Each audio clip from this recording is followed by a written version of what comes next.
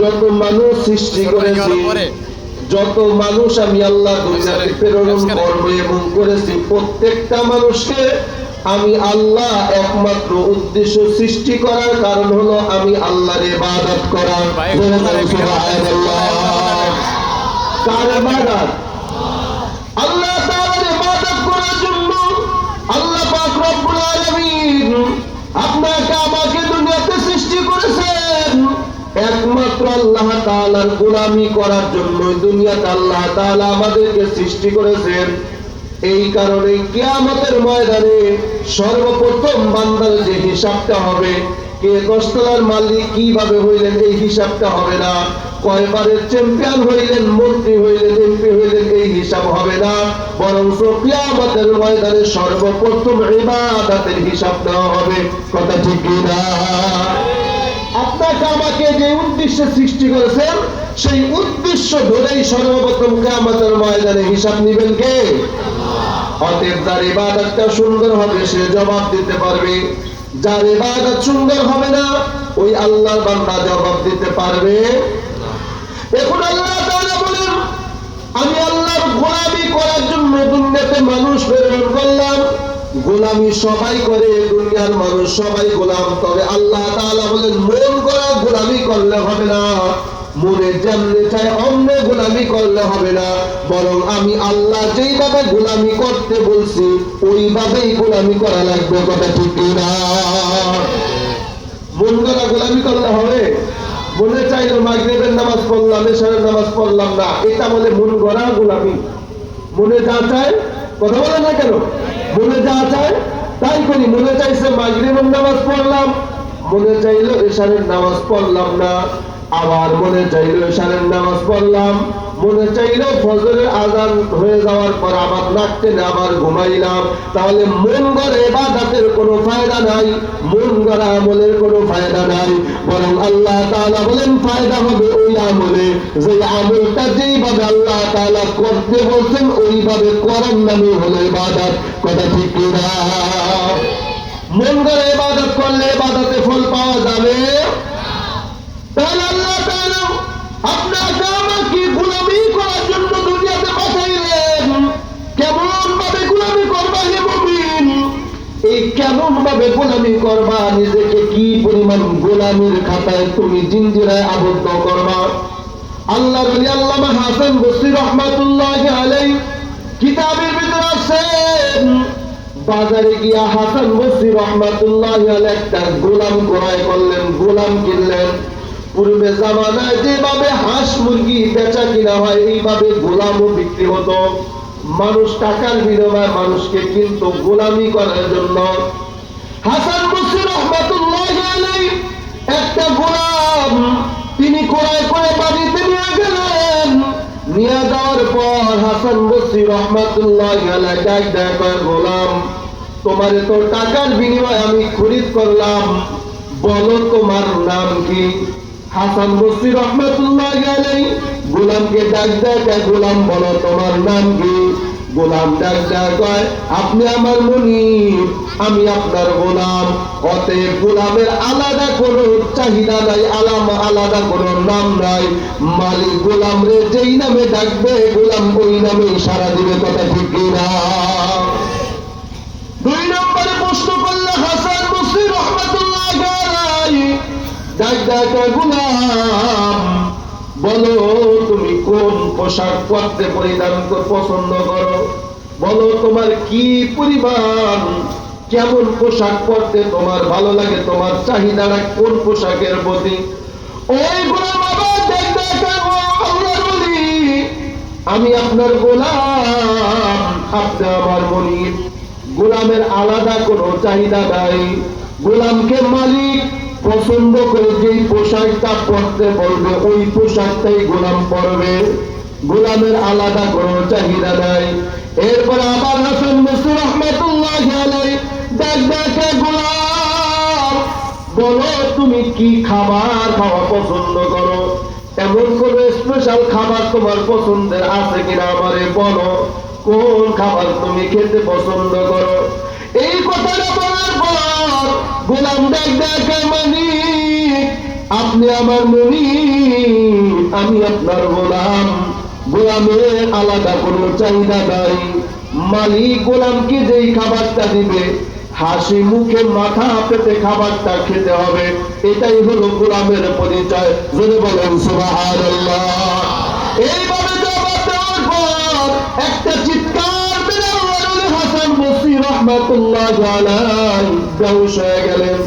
কিছুক্ষণ পরে যখন হুশ ফিরে আসলো, জ্ঞান ফিরে আসলো, জ্ঞান ফিরে আসার পর দেখ গোলাম, যা যা বাবা, তো আমি আজাদ করে দিলাম। সুবহানাল্লাহ জোরে বলো সবাই। আমার গোলাম, যাও বাবা যাও, তোমার আমি আজাদ করে দিলাম। তুমি এখন আর আমার গোলাম থাকার উপযুক্ত না। গোলাম দেখ কেন আমার খরিদ করলেন? এখনো তো কোনো কাজ আপনি আমার দ্বারা নিলেন না, তাহলে কেনই বা কিনলেন, কেনই বা খরিদ করে আবার আজাদ করে দিলেন? হাসান বসরি রাহমাতুল্লাহ দেখ গোলাম, তোমার দ্বারা আমি কোনো কাজ নেই নাই, কথা ঠিক আছে, তবে তুমি আমার এমন একটা শিক্ষা আজকে তুমি আমার দিয়েছো, যে শিক্ষা আমি পৃথিবীর বুকে কারো কাছে পাই নাই। কয় সেই শিক্ষাটা কি? কয় গোলাম হতে হলে কেমন ভাবে গোলাম হওয়া লাগবে, গোলাম হওয়ার পরিচয়, গোলাম হওয়ার শিক্ষা তুমি আমার দিয়েছ। অতএব যেহেতু তোমার কাছ থেকে গোলামি কিভাবে করতে হয় এই শিক্ষক যেহেতু তুমি আমার হয়ে গেলা, শিক্ষককে গোলাম বানায় রাখা যায় না। অতএব তুমি আমার গোলাম না, আজকে থেকে তুমি আমার শিক্ষক। জোরে জোরে কন্যা সুবহানাল্লাহ। আমার বাবা, আমি তাহলে ঘটনা দ্বারা কি বোঝাইতে চাই? প্রথমে হাসান বসরি রাহমাতুল্লাহি আলাইহি গোলামকে প্রশ্ন করল, গোলাম বলো তোমার নাম কি? গোলাম কি জবাব দিছে? আমার আলাদা কোনো নাম নাই, মালিক যেই নামে আমাকে ডাক দিবে আমি ওই নাম পছন্দ করি, ওই নামেটাকে আমি সাড়া দিব। অতএব আমার আলাদা কোনো নাম নাই। ঠিক মুসলমান বাবাজি আমার, আমরা সবাই একটু জোরে আওয়াজ দেওয়া বলেন কার গোলাম? জোরে আওয়াজ দেওয়া বলেন আমরা কার গোলাম? আমরা আল্লাহ তাআলার গোলাম। অতএব আল্লাহ তাআলা বলেন, বান্দা যেহেতু নিজের গোলামের খাতার নামটা লেখায়া ফেলাইলা, আমি তোমার মালিক, তুমি আমার গোলাম। অতএব তোমার যেমন নাম তেমন ইচ্ছার নাম রাখা যাবে না, হৃদয় নাম রাখা যাবে না, বৃষ্টি নাম রাখা যাবে না, বন্যা নাম রাখা যাবে না, সাগর নাম রাখা যাবে না। আমি আল্লাহ যেই নামে তোমাকে পছন্দ করি, শরিয়াত অনুযায়ী যেই নামটা রাখার জন্য আমি আল্লাহ আদেশ দিলাম, ওই নামে রাখতে হবে। আমি আল্লাহর উপরে বিদ্যাঙ্গুলি দেখাইয়া নামরা করে নাম রাখা হবে, মাজার গোলামি করা হবে না। কথা ঠিক কিনা? আফসোসের সাথে বলতে হয়, আমার কলিজার টুকরা মুসলমানের এমন সন্তানের নাম একটা খ্রিস্টান বৌদ্ধ চাইতেও খারাপ। ঠিক বললাম না? ঠিক বললাম না? ভাই, তাহলে বোঝা গেল এক নম্বর আমরা ফেল হয়ে গেলাম, নামের ভিতরে আমাদের গোলামি নাই। কথা বলেন, নামের ভিতরে গোলামি নাই। দুই নম্বর, হাসান বসরি রাহমাতুল্লাহি আলাইহি প্রশ্ন করল, গোলাম বলো তোমার কি খাবারের পছন্দ? মনে আছে? তুমি কি খাবার খাইতে চাও? কেমন খাবার তোমার পছন্দ? গোলাম উত্তরে কি বলছে? আমার আলাদা কোনো চাহিদা। ভাই কথা বলতে হবে, মুখস্থ করতে হবে। আমার আলাদা চাহিদা, আমার আলাদা কোনো চাহিদা নাই। মালিক আমারে খুশি হয়ে যে খাবারটা দিব, ওই খাবারটা আমি গ্রহণ করব। মালিক আমারে যে খাবারটা খাওয়ার জন্য আদেশ করবে, হালাল ওই খাবারটাই আমি খাবো। তাহলে আমি স্বীকার করলাম আমরা কার গোলাম? সবাই স্বীকার করছি আমরা সবাই কার গোলাম? এখন আল্লাহ তাআলার গোলামের খাতায় যে তুমি নামটা লেখে লাইছে বাবা, এখন মন করে কোনো খাবার খাওয়া যাবে না, জুলুম করে কোনো খাবার খাওয়া যাবে না, গরিবের অত্যাচার করে কোনো খাবার খাওয়া যাবে না। গরিব মানুষ বিচার নিয়ে আসছে, টাকার বান্ডিল মারার কারণে বিচার পাল্টায়া টাকা খাওয়া যাবে না। ঠিক বললাম না? ঠিক বললাম? নিজেকে যদি গোলামের জিঞ্জিরে আবদ্ধ করতে পারে, হারাম খাওয়া যাবে না, সুদ খাওয়া যাবে না, ঘুষ খাওয়া যাবে না, দুর্নীতি ফুর্তি করে টাকা খাওয়া যাবে না, মানুষের কলিজায় পাড়া দিয়ে টাকা আত্মসাৎ করা যাবে না, এতিমের মাল ঠকানো যাবে না, বইনের সম্পদ ঠকানো যাবে না। আমার বাংলাদেশের সোনার জমিনে এমন ঘটনা আছে, বাবা মারা গেছে আজও পর্যন্ত বইনের সম্পদ ঠিক মতো বুঝায় দেয় নাই, এমন কপাল করা সমাজের ভিতরে আছে না। আমার কথাগুলো কি খুব খেয়াল করেন আমি কি বলতেছি। আমরা নিজেরা পরিচয় দিলাম, আল্লাহ আমি তোমার গোলাম, তুমি আমার রব। অতএব দেখা যায় আমার খাবারের ভিতরে গোলামি হইল না, আমার খাবারটা হারাম, আমার টাকাটা হারাম, আমার রক্তটা হারাম, আমার শরীরটা হারাম। এমন কপাল বাংলার জমিনে আছে, অনেকে সুদ খায়, এটাও অভ্যাসে পরিণত হয়ে গেছে। ওর জাকুল মানের কিরা, ওর যত বয়ান করে ও সুদ খাবে, নাই আমার কোনো আপত্তি নাই। তুমি সুদ খাও, একা খাও, তাহলে আমার প্রশ্ন জবাব দাও বাবা, তুমি সুদ খাইলে একা খাও, তাহলে কেন তোমার সুদের টাকাটা তোমার মায়ের খাওয়াও? সুদের টাকাটা কেন তোমার বাবারে খাওয়াও? যে সুদের টাকাটা আল্লাহ তাআলা হারাম করেছে, সেই সুদের টাকাটা কেন তোমার নাবালেগ সন্তানের বুকের ভিতরে দাও? একা গুনাহগার হও নাই, বরং গোটা পরিবারকে সব গুনাহগার বানাইলা। কথা ঠিক না? কঠিন, মারাত্মক কঠিন। খাবারের ভিতরে হালাল খাবার খাইতে বলছেন কে? বলেন কে? অতএব দেখা যায় আমরা গোলামের পরিচয় দিলাম, অথচ আমার খাবারের ভিতরে হালাল নাই। সংসার মানুষ হবে কিভাবে?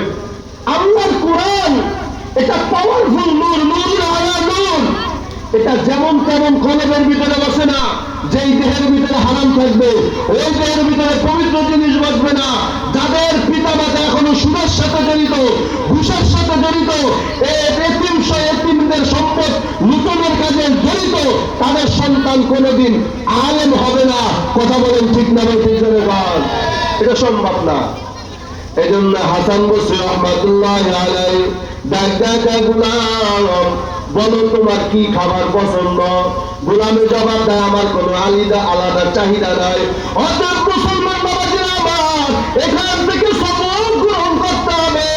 আমরা জবান দিয়া বললাম, মালিক আপনি আমার রব, আমি আপনার গোলাম। অতএব আমার খাবারটাও হালাল ভাবে খাইতে হবে। আল্লাহ তাআলা যেই খাবারটা খাওয়ার জন্য আদেশ করছেন, ওই খাবারটা খাওয়া লাগবে। কথা বলেন ঠিক না ভাই? ঠিক করে কয়, যেই খাবারটা আল্লাহ তাআলা খাইতে নিষেধ করছেন, ওই খাবারটা কখনোই খাওয়া যাবে না। কথা ঠিক না? আমরা খাইনি, কথা হয় না, আমরা খাই না। আহারে কি পরিমাণ যে হারাম খাই! ইলেকশন আইলে, নির্বাচন আইলে হারাম খাওয়ার পাল্লা পড়ে যায়। ঠিক বললাম না? ঠিক বললাম? রাগ পেলেন না, বেজার হলেন না? বলেন তো, মোটামুটি একটা গরুর দাম বাজারে কত? মোটামুটি একটা বড় একটা গরুর দাম কত? কথা হয় না কেন? বললাম 1 লাখ। আপনাদের কথাই বললাম কয় লাখ? আমি একটা ঔষধ দিতেছি, খুব খেয়াল করেন। একটা গরুর দাম কত? মোটামুটি বড় একটা গরুর দাম 1 লাখ। আচ্ছা, একটা ছাগল, কোরবানি হওয়ার উপযুক্ত একটা ছাগলের দাম কত? কথা হয় না? 15-20 হাজার। এই তো। একটা মুরগির দাম কত? শক্তিশালী যে বড়গুলো মুরগি আছে, কত? কথা হয় না? 1000 টাকা। তাহলে গরুর দামও 1 লাখ বললেন আপনারাই। গরুর দাম 1 লাখ, ছাগলের দাম আপনারা জবান দিয়া বললেন 15 বা 20 হাজার। একটা মুরগির দাম বললেন 1000। অথচ এমন বাংলার জমিনে মুসলমান আছে, জ্বালানার ফাঁক দিয়ে 100 টাকার কারণে নিজেদের বিক্রি করে দেয়। ঠিক না ভাই? তুমি একটা গরুর চাইতেও খারাপ, একটা ছাগলের চাইতেও খারাপ। মুরগির যে দাম আছে তোমার সেই দাম নাই, একটা ছাগলের যেই দাম আছে সেই দামটাও তোমার নাই, একটা গরুর যেই দাম আছে তোমার সেই দামটা নাই। অতএব হাতে ধরে পায়ে করে মুসলমান সাবধান হয়ে যাও, হারাম খাওয়ার চিন্তা ভাবনা করিও না। আল্লাহ রাসূল হাদিস শরীফের ভিতরে বলেন, লা ইয়াদখুলুল জান্নাতা জাসাদুন গুদিয়া বিল হারাম। হারাম বক্ষণকারীর দেহ কখনোই খোদার জাহান্নামে যাবে না। চিৎকার মেরে কন্যা